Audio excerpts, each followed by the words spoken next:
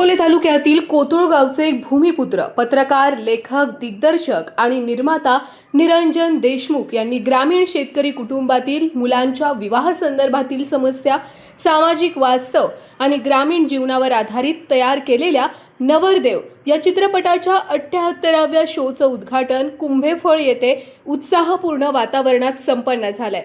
या शोचे उद्घाटन अकोले तालुक्याचे आमदार डॉक्टर किरण लहामटे यांच्या शुभहस्ते नारळ वाढवून करण्यात आलं। यावेळी उपस्थित मान्यवरांनी निरंजन देशमुख यांच्या कार्याचा गौरव करत ग्रामीण समाजातील वास्तववादी प्रश्नांवर भाष्य करणाऱ्या या चित्रपटाचं कौतुक केलंय। यावेळी प्रसिद्ध सिने अभिनेते रवींद्र नवले, कुंभेफळ गावचे माजी सरपंच सखाराम कोटकर, अखिल गुरव समाज संघटनेचे जिल्हाध्यक्ष अशोकराव पांडे, संगमनेर अकोले टाइम्सचे संपादक अमोल शिर्के तसेच ईश्वर वाघचौरे, अक्षय आभाळे, सुरेश नवले, महिपाल देशमुख, शालेय शिक्षण समितीचे अध्यक्ष नवनाथ कोटकर, माजी उपसरपंच भास्कर कोटकर, अगस्ती देवस्थान ट्रस्टचे विश्वस्त दिलीप कोटकर, राष्ट्रवादी काँग्रेसचे प्रवरा विभाग प्रमुख योगेश कोटकर, माजी उपसरपंच रेखा कोटकर, माजी उपसरपंच वैजयंता कोटकर तसेच ग्रामपंचायत सदस्या शारदाताई शिंगाडे, एकनाथ अर्जुन कोटकर, लखपती कोटकर, अण्णासाहेब कोटकर, राष्ट्रवादी युवक काँग्रेसचे विभाग उपाध्यक्ष विलास कोटकर, शरद पवार, राष्ट्रवादी काँग्रेसचे तालुका युवा कार्याध्यक्ष नवनाथ पांडे यांच्यासह अनेक मान्यवर उपस्थित होते। कार्यक्रमादरम्यान अखिल गुरव समाज संघटनेचे जिल्हाध्यक्ष अशोकराव पांडे यांचा विशेष सत्कार करण्यात आला। सामाजिक क्षेत्रातील उल्लेखनीय कार्याची दखल घेत आनंदी फाउंडेशन महाराष्ट्र राज्य यांच्या वतीने त्यांना नुकताच महाराष्ट्र भूषण पुरस्कार प्रदान करण्यात आला होता। या गौरवाबद्दल कुंभेफळ ग्रामस्थांच्या वतीने त्यांचा यथोचित सन्मान करण्यात आलाय। तसेच या चित्रपटात अशोक पांडे यांची सुकन्या गायत्री पांडे हिने महत्त्वाची भूमिका साकारली आहे। मात्र ती अनुपस्थित असल्याने ग्रामस्थांनी आमदारांच्या हस्ते आई वडील म्हणून अशोकराव पांडे यांचा सपत्नीक सत्कार करण्यात आला। तसेच अकोले शहरातील स्वामी समर्थ क्लॉथ सेंटरचे संचालक चंद्रशेखर बेनके यांच्या वतीने उपस्थित महिला भगिनींसाठी लकी ड्रॉचं आयोजन करण्यात आलं होतं। यामध्ये भाग्यवान ठरलेल्या 12 महिलांना साड्यांचं वाटप करण्यात आलं। या उपक्रमाला महिलांकडून उत्स्फूर्त प्रतिसाद मिळालाय।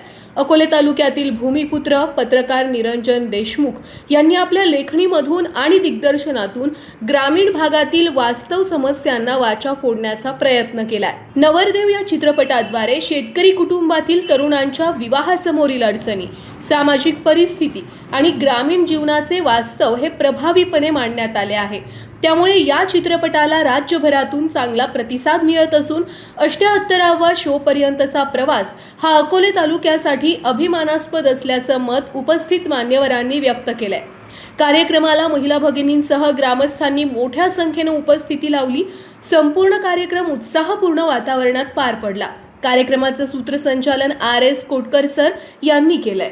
आज नवरदेव चित्रपटाचा 78वा शो आपल्या कुंभेफळ गावामध्ये होते। एकदा जोरात टाळ्या वाजवून ह्या शोचं स्वागत करा। निरंजन देशमुख लिखित, दिग्दर्शित आणि स्वतः नायकाची जी भूमिका केली आहे तो नवरदेव चित्रपट आणि त्यानिमित्तानं आज आपल्या गावची सुकन्या, आदरणीय महाराष्ट्राचं गुरव समाजाचं नेतृत्व अशोकरावजी पांडे यांची सुकन्या गायत्री आणि त्याचबरोबर एक हरहुन्नरी कलाकार ज्यांनी काही चित्रपटांमध्ये आणि मालिकांमध्ये काम केले ते आदरणीय रवींद्रजी नवले, या दोघांचा सत्कार आपल्या इथं आपल्या सर्वांच्या उपस्थितीमध्ये झाला। खरं तर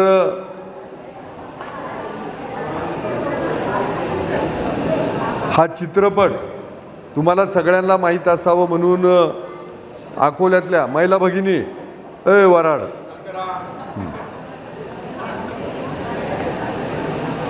शारदा मावशी मला वाटतं वराडाची पाठीची धनीने आहे ना, आणि सरपंचताई कलवरी आहे ना, असं सगळं वराड उपस्थित आहे। चित्रपट जवळजवळ 2 तासाचा आहे आणि तो तुम्हाला पाहायचा आहे। आज समीर, विकास, एकनाथ, अर्जुन यांचा वाढदिवस पण आहे। या चौघांना पण वाढदिवसाच्या खूप साऱ्या टाळ्या वाजून शुभेच्छा. तिघांचा आहे, त्या तिघांचा वाढदिवस आहे. आणि योगायोग आहे की त्या दिवशी हा नवरदेव चित्रपट त्याचा 78वा शो होतो आहे. या निमित्तानं राष्ट्रवादीचे युवा तालुका अध्यक्ष अक्षय आभाळे उपस्थित आहे, मार्केट कमिटीचे संचालक ईश्वरजी वागचौरे उपस्थित आहेत, रावसाहेब कोटकर सर, महिपाल देशमुख सर, देशमुख सरपंच उंच खडक, त्याचबरोबर आमचे अशोकराव आणि त्यांच्या पत्नी उपस्थित आहे. कन्या खरं तर येणार होती, परंतु डॉक्टरांनी प्रवास करायला नाही सांगितल्यामुळं ती येऊ शकली नाही. पण तिच्या भावना घेऊन तिचे आईवडील इथं उपस्थित आहेत. आणि मगाशी अशोकरावनं सांगितलं की माझ्यापेक्षा पत्नीचं योगदान जास्त आहे की त्या शूटिंगच्या दरम्यान त्या स्वतः तिला घेऊन जायच्या. पहिली गोष्ट, आईवडिलांनी पिक्चर करण्यासाठी अनुमती दिली हीच खूप मोठी गोष्ट आहे. त्याचबरोबर नवनाथ नारायण कोटकर, भास्कर गंगाधर कोटकर, माजी उपसरपंच, मुख्याध्यापक गिरी सर, दिलीप कोटकर, शिर्के, अमोलजी शिर्के, अकोले आणि संगमनेर टाईम्सचे, खरं तर अकोले टाईम्सचेच संपादक अमोलजी शिर्के हे पण आवर्जून उपस्थित आहे, त्यांची टीम उपस्थित आहे. MS टाईमची पण टीम उपस्थित आहे. त्याचबरोबर सुरेशजी नवले, शेतकरी पुत्र, नवनाथ पांडे, त्याचबरोबर वैजंता कोटकर उपसरपंच, त्याचबरोबर शारदाबाई शिंगाडे, रेखा कोटकर माजी उपसरपंच, विलास कोटकर, योगेश कोटकर, अण्णासाहेब कोटकर सर, त्याचबरोबर मोहन पांडे पत्रकार, त्याचबरोबर लखपती कोटकर आणि त्यांचे चिरंजीव हे सगळे उपस्थित आहेत. आता ज्यांची नावं राहिली ते लिहिणाऱ्याने लिहून दिले नाही, त्यामुळं ती काही मी काही घेऊ शकत नाही. पण तुम्ही सगळे माझ्या हृदयात आहात. आज नवरदेव हा चित्रपट प्रदर्शित होतो. जवळजवळ 1 वर्षापूर्वी मी आणि काही मान्यवरांच्या उपस्थितीमध्ये अगस्ती थिएटरमध्ये अकोल्याला हा चित्रपट प्रदर्शित झाला. त्याचे 77-78 शो झाले. खरं तर याच्यामध्ये सगळे स्थानिक कलाकार आहे. मला वाटतं एक नायिका सोडली तर सगळे कलाकार इथले आहेत. आणि या निमित्तानं नाना रसाळची मला मुद्दाम आठवण झाली की माझ्या मित्रा ह्या चित्रपटामध्ये त्यानं पण चांगलं काम केलं होतं. मधल्या काळात शुगरमुळं त्याचं 1 वर्षापूर्वी त्याचं निधन झालं. परंतु नाना रसाळ हा माझ्या पूर्ण स्मरणात की इथले जे हरहुन्नरी कलाकार आहेत सगळे काम करायचे. आणि अशोकराव तुमच्या गायत्रीनं पण खूप चांगली भूमिका केलेली आहे. आणि तुमचं तर काय, तुम्ही बाजीराव, आता बाजीराव दिसणारच आहे. आढाळा खोऱ्यातला बाजीराव नाही, चित्रपटातला बाजीराव असं. तर असं जास्त तुमचा वेळ घेत नाही, परंतु त्यातून जे काही संदेश दिलेला आहे, त्यातून जो संदेश दिला ह्या चित्रपटानं की शेतकऱ्याच्या मुलाला मुली दिल्या जात नाही, नाकारलं जातं. मुलं 40-40 वर्षाची झाली पण त्यांची लग्न होत नाही. आणि शेतकऱ्यांना पिकवलं नाही तर खायला मात्र काही भेटत नाही, अशी अवस्था आहे. असं ह्या चित्रपटाचं जे कथानक आहे तर ते खूप सुंदर आहे. नीट पहा, भावनिक व्हा. भविष्याच्या काळामध्ये असा विचार करा की आपण जर शेती करतो तर शेती काय वाईट नाही आहे. त्यामुळं नोकरदार नवरा भेटला तर चांगलीच गोष्ट, पण नाही भेटला तर चांगल्या शेतकऱ्याला द्या.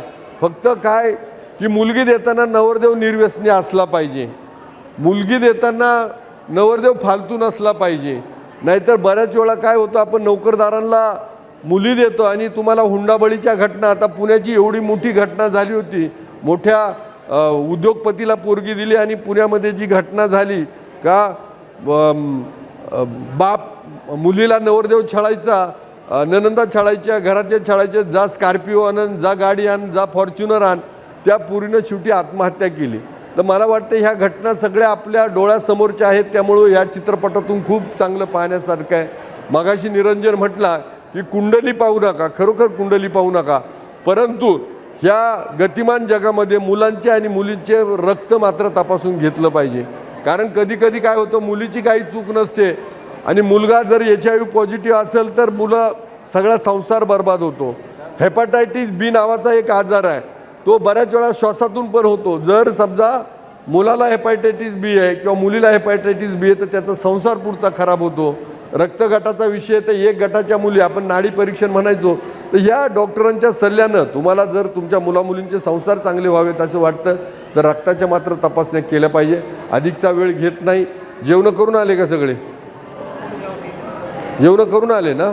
हां, मग काय 2 तास पिक्चर पाहणार आहे. आणि तुम्हाला जर पिक्चर खरंच आवडला तर त्या निरंजन हा असा होतकरू आहे, म्हणजे मी दरवेळेला तो माझ्याकडे दीपावली अंकाला यायचा, बऱ्याच वर्षापासून तो वार्ताहरिता करायचा. त्याला म्हणायचं अरे निरंजन हे कधी बंद करणार? तो दरवेळेला म्हणायचा आता साहेब पुढच्या वर्षी परत अंक काढणार, पुढच्या वर्षी परत अंक काढणार. मग त्या चित्रपटाच्या मागं लागला. मध्ये काहीतरी त्यांनी पथनाट्य पण बसवलं होतं आणि हे घरातून विरोध होता त्याला हा चित्रपट काढण्यासाठी. घरून काहीच मदत झाली नाही. आणि एक होतकरू तरुण की याच्याकडून त्याच्याकडून 5-5 हजार 10,000 गोळा करून हा चित्रपट कसा उभा केला. आणि लोक काही सढळ हातानं तशी मदत करत नाही.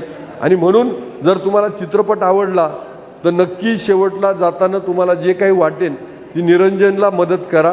निरंजन इथं एक शाल आथरून ठेव, जी काही भेटेल ते तुला बक्षीस आहे असं मी समजेन. म्हणजे तू नव्हतं सांगितलं हे मी सांगतो लोकांना.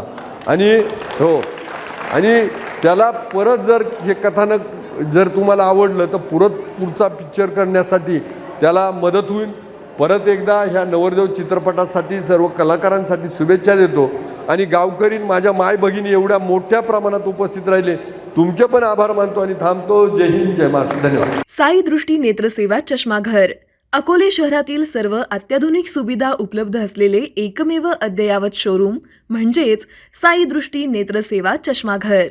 आमच्याकडे Titan, Fastrack, Puma, Oakley, Velocity, CK, Ray-Ban, IDEE, Vogue, Police, Stepper, Scott, Carrera, Tommy Hilfiger, Killer, Crizal, Zeiss, Prime, Bronzer, Yash, Bausch and Lomb, Johnson and Johnson, Alcon आदी कंपन्यांच्या फ्रेम्स, सनग्लासेस, लेन्सेस व contact lenses योग्य दरात उपलब्ध.